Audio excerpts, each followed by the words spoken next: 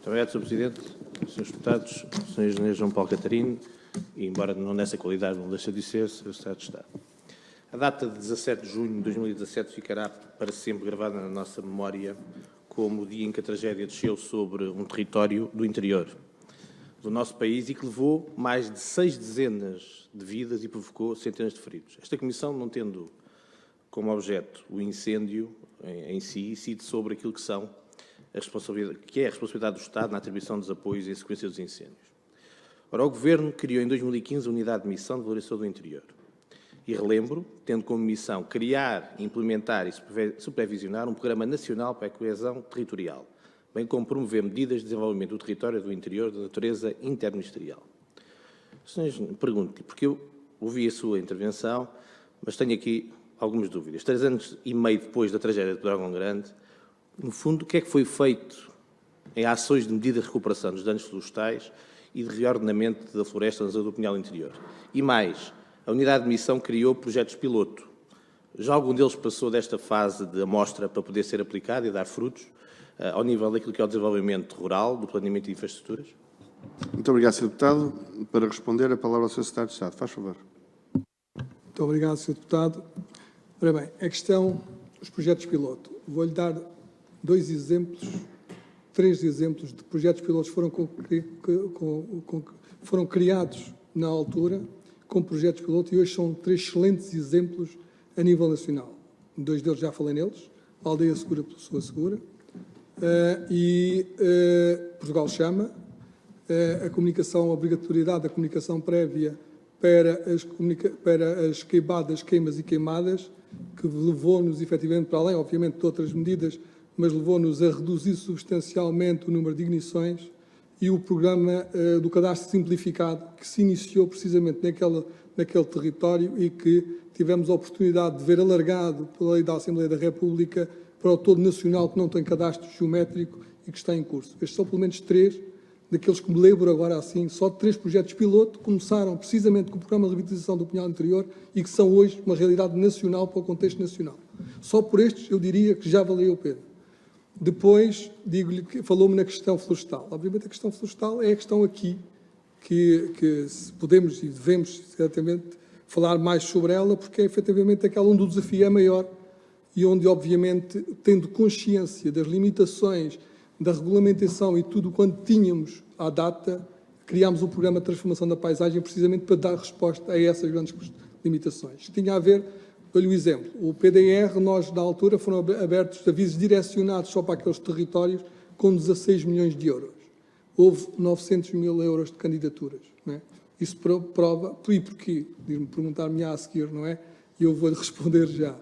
Porquê? Porque, em bom rigor, as pessoas que acabaram de perder tudo, não é? No incêndio florestal, a motivação que teriam para voltar a investir, mesmo que o apoio fosse a 85%, como era o que estava definido no PDR e nos avisos que foram abertos, mesmo assim as pessoas não achavam suficientemente atrativo, até pela desmotivação óbvia que o incêndio daquela natureza provocava nas pessoas e nos seus proprietários.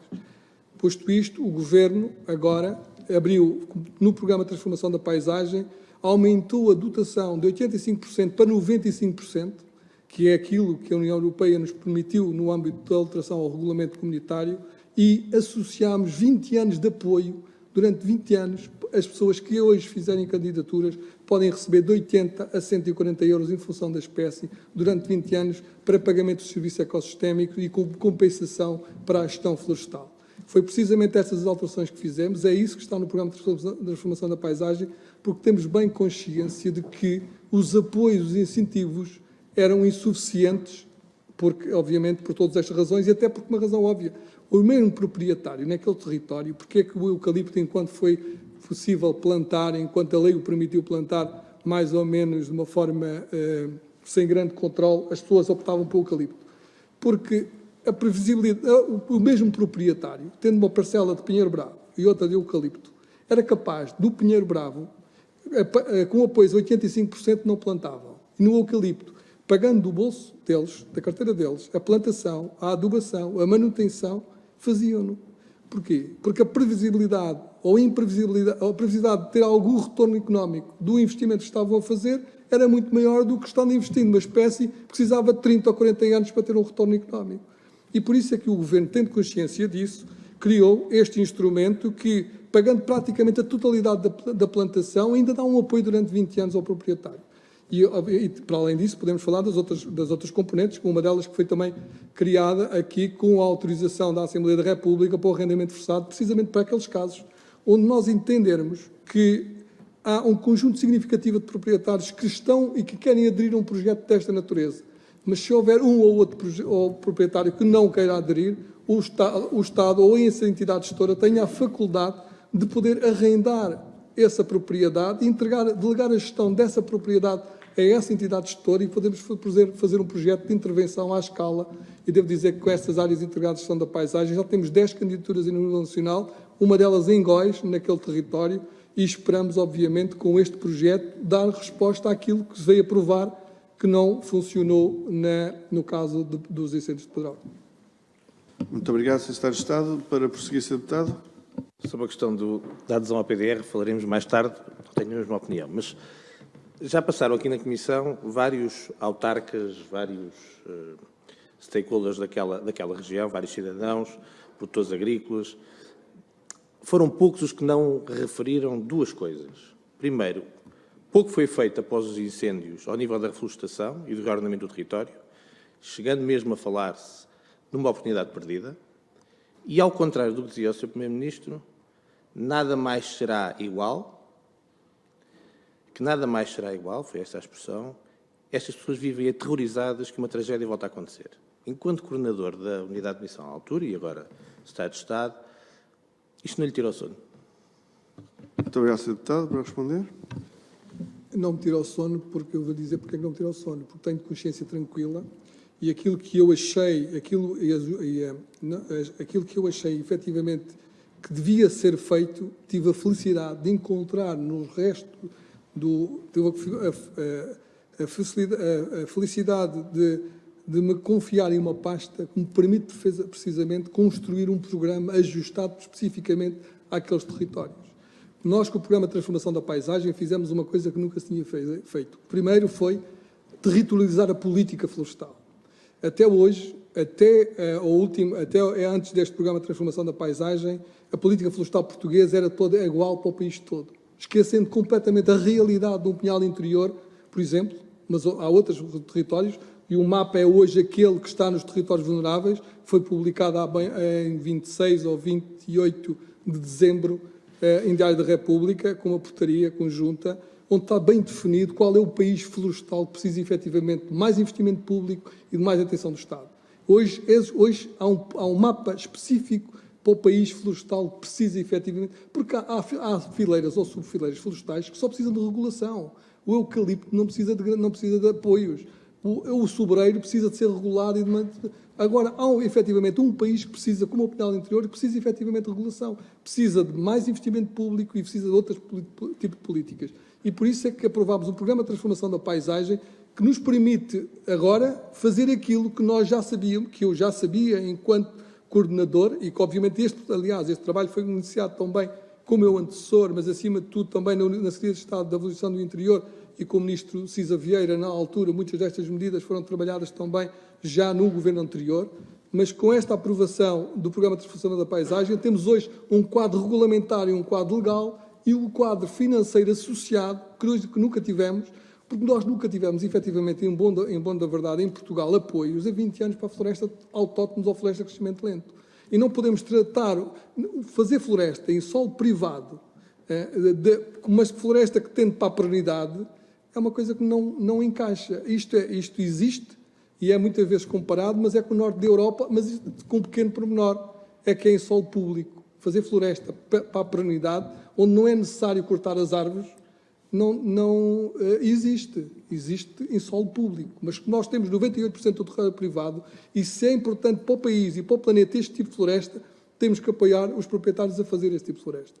E foi por isso que, com este Programa de Transformação da Paisagem, damos resposta, efetivamente, a essas questões e estamos agora, já, felizmente, com 10 autarquias, e espero em breve serão muitas mais, a construir estas áreas integradas de gestão da paisagem, onde podemos, efetivamente, fazer uma transformação da paisagem. Porque o que se passa no Pinhal Interior Eu não sei se tenho tempo para as respostas, veja lá, qualquer coisa, interrompam, que eu posso me entusiasmar.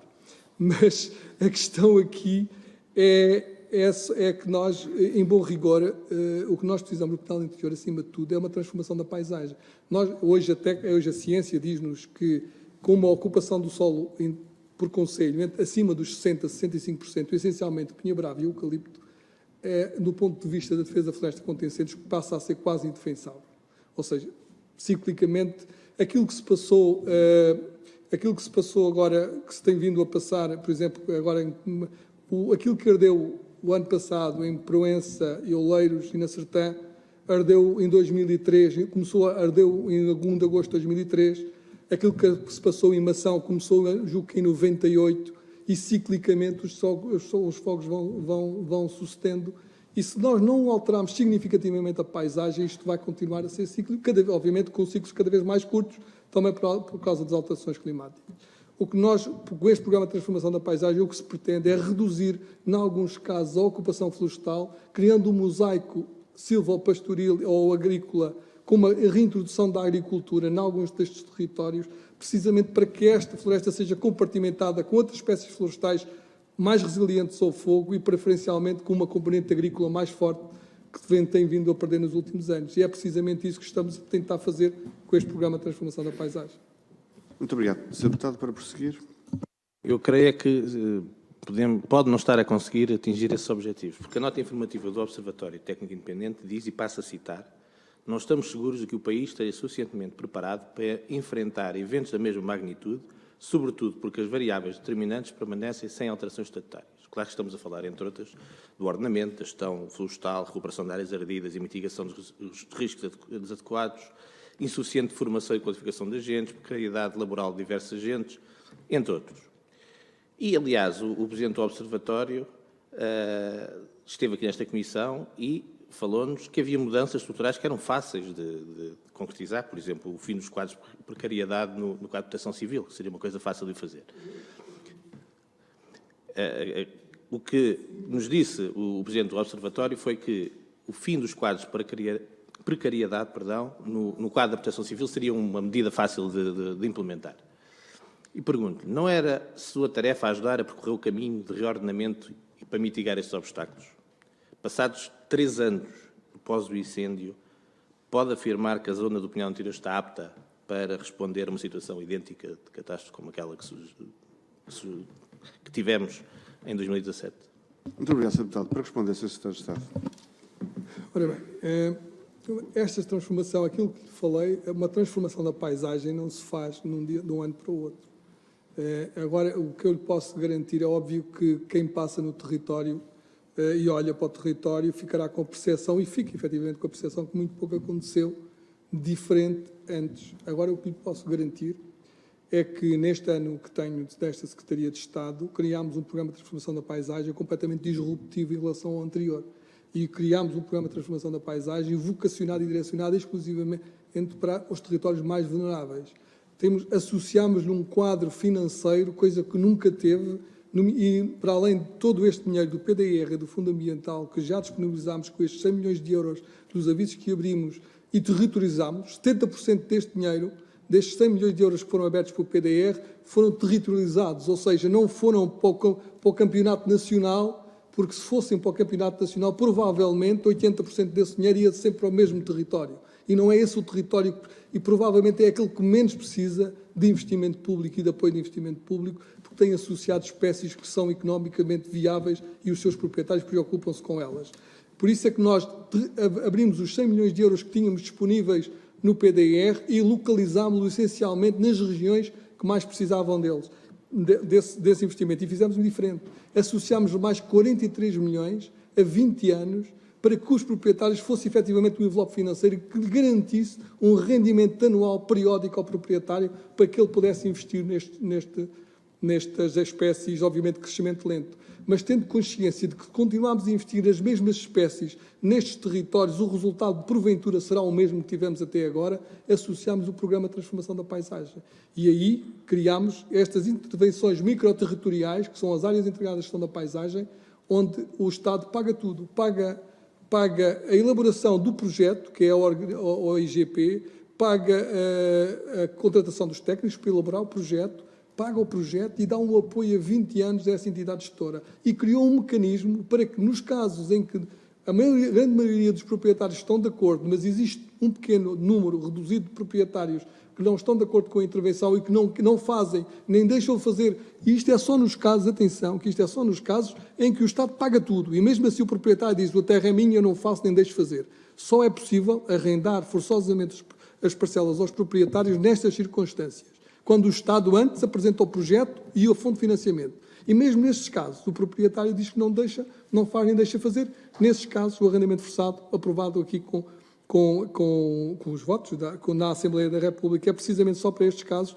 E então a propriedade é arrendada pelo preço justo ao proprietário, que delega a gestão dessa propriedade à entidade gestora e neste caso concreto pode fazer uma transformação da paisagem, pode reduzir substancialmente as espécies mais inflamáveis, pode reintroduzir a agricultura, obviamente, por métodos biológicos e agricultura biológica, preferencialmente ou de proteção integrada, pode criar as faixas de interrupção de combustível e pagar uma servidão administrativa a essa terra do proprietário que fica com uma faixa de interrupção de combustível criada no seu terreno e pode fazer tudo isso. Por isso, como digo, obviamente, hoje temos criado, e para além de tudo isto, inscreveu o Governo, melhor dizendo, no Programa de Recuperação e Resiliência, para estes projetos pilotos, para estes projetos que não são pilotos, neste caso, para estas áreas integradas de gestão da paisagem, inscreveu 220 milhões do PRR para estes projetos e para intervenções localizadas nestes territórios.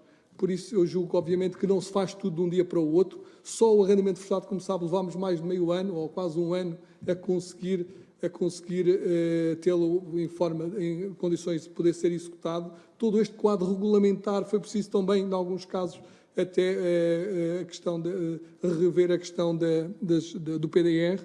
Tudo isto foi feito na perspectiva e ao fim de um ano, temos um quadro regulamentar, um quadro legal e um quadro financeiro criado para que, mas também lhe vou dizer com toda a franqueza, isto só acontecerá e só está a acontecer um dos autarcas, efetivamente, não têm receio de serem os protagonistas desta transformação. Porque não vai ser o ICNF, nem vamos ser nós a fazê-lo. Ou os autarcas e os agentes locais, as organizações de produtores florestais locais, se mobilizam e entendem que isto é efetivamente uma prioridade, ou então dificilmente o conseguiremos fazer. E por isso é que temos já um conjunto de autarcas que entenderam este ordenamento do território de que falou e muito bem, e esta necessidade deste ordenamento do território, entenderam como uma prioridade, e temos, para além disso, mais um instrumento, que é o cadastro simplificado, agora que estamos já a trabalhar e generalizar, que nos permite identificar todos os proprietários nestas áreas de integradas de gestão da paisagem. O primeiro passo é precisamente fazer o cadastro simplificado, é identificar os proprietários e associar-lhe a parcela, até porque lhe vamos pagar um rendimento durante 20 anos, precisamos saber concretamente quem é o proprietário e qual é a área que lhe está afeta. Muito obrigado, Sr. Secretário de Estado. Sr. Deputado Hugo Oliveira, faz favor. Obrigado. Tenho a certeza que concorda comigo que as segundas habitações são extremamente importantes para que não haja abandono do território e, ainda por cima, pela importância na valorização do interior.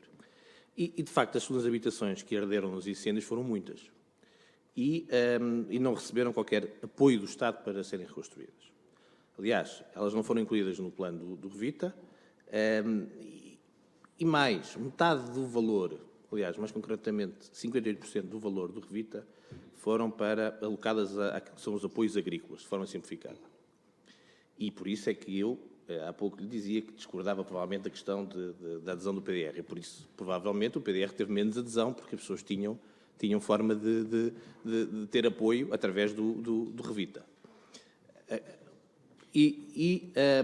Aquilo que o questiono, e, portanto, eu não consigo entender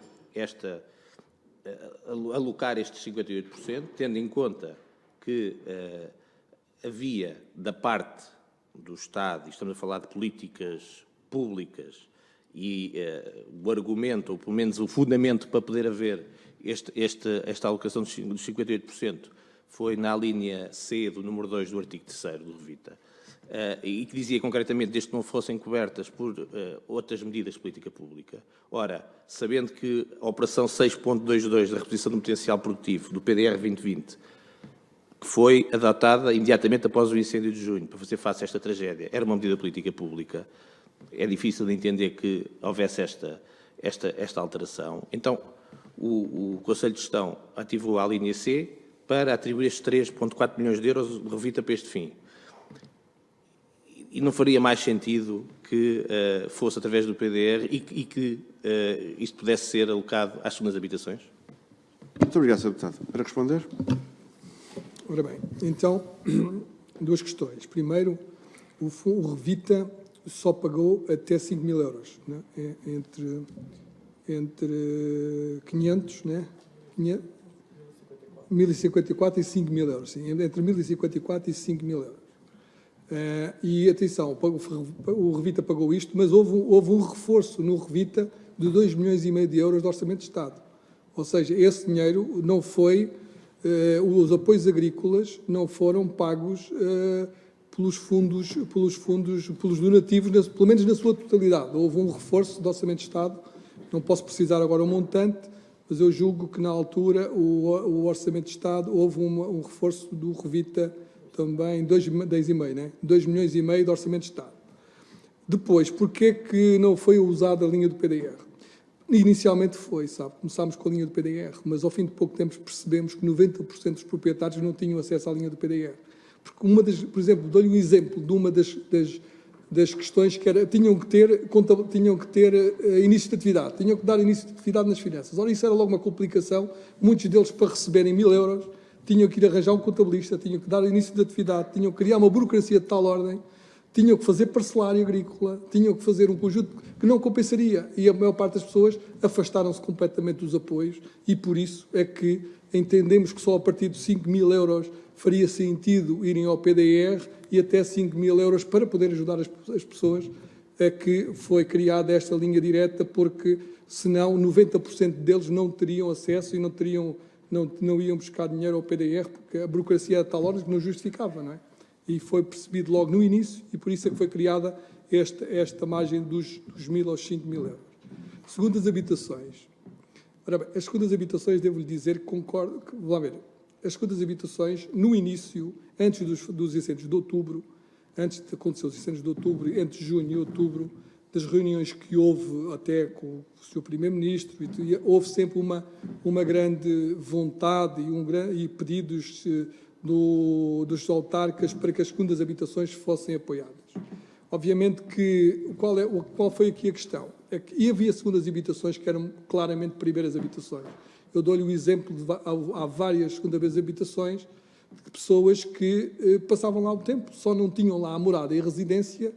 2 casos que falaram comigo foi por causa do parquímetro à porta de casa na Amadora, que se tivessem mudado de residência para lá, deixavam de poder estacionar o carro à porta, porque a junta de freguesia só lhe dava autorização para estacionar no parquímetro e não pagar se ele fosse residente na freguesia.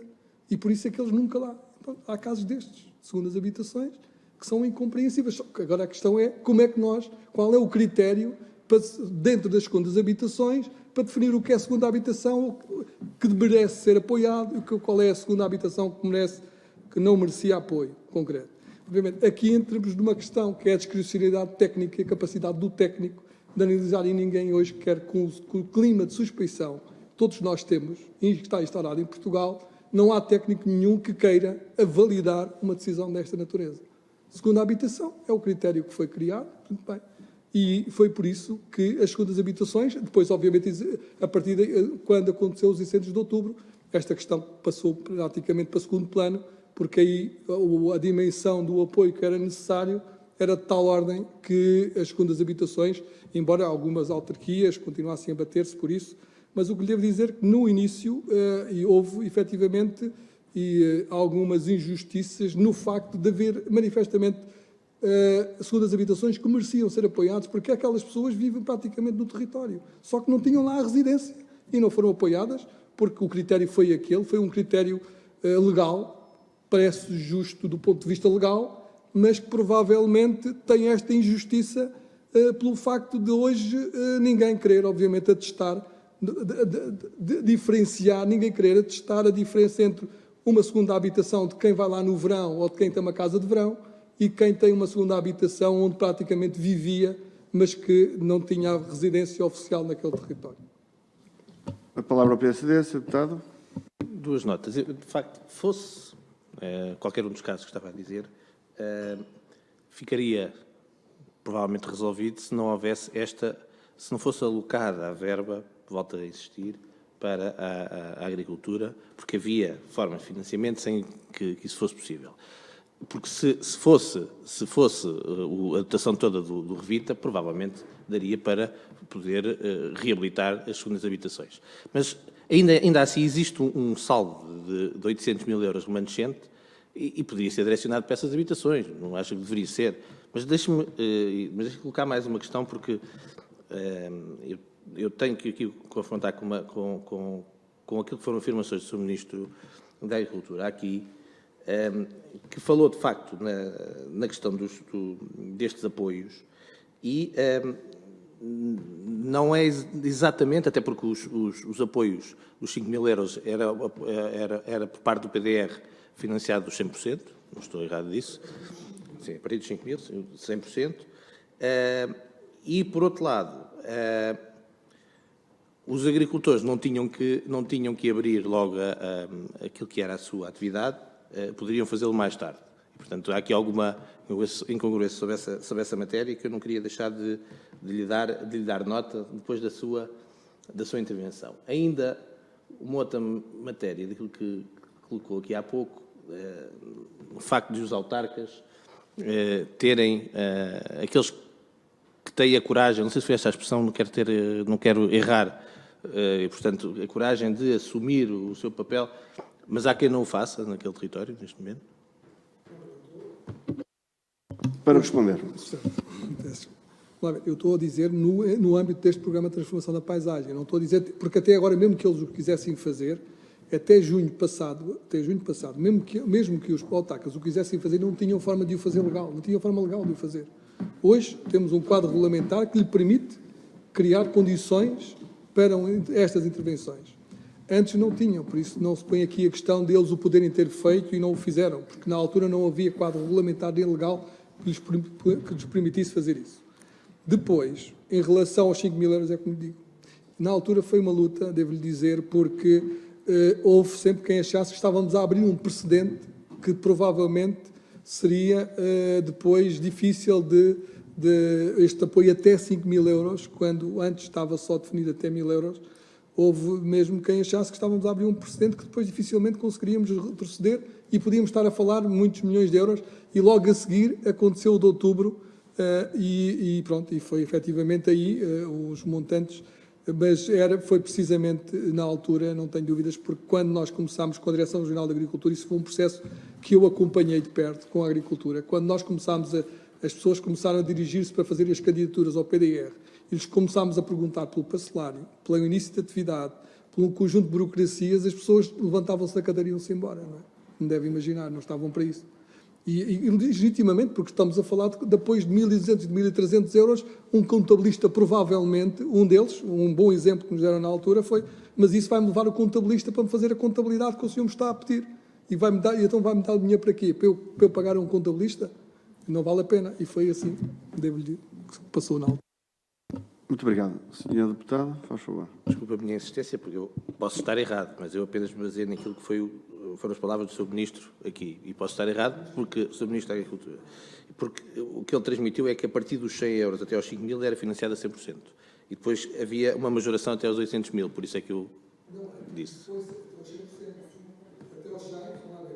Só um segundo, porque senão depois não fica gravada. Sr. Deputado, termina a pergunta e depois o Sr. Secretário de Estado responde no conjunto, está bem? Ok, faz favor. Já terminou? Sr. Deputado, Sr. Secretário de Estado, para responder. Vamos lá ver. O pagamento foi pago na totalidade até os 100%, até os 5 mil euros. Toda a despesa que foi apresentada pelos agricultores foi paga a 100%. Não é?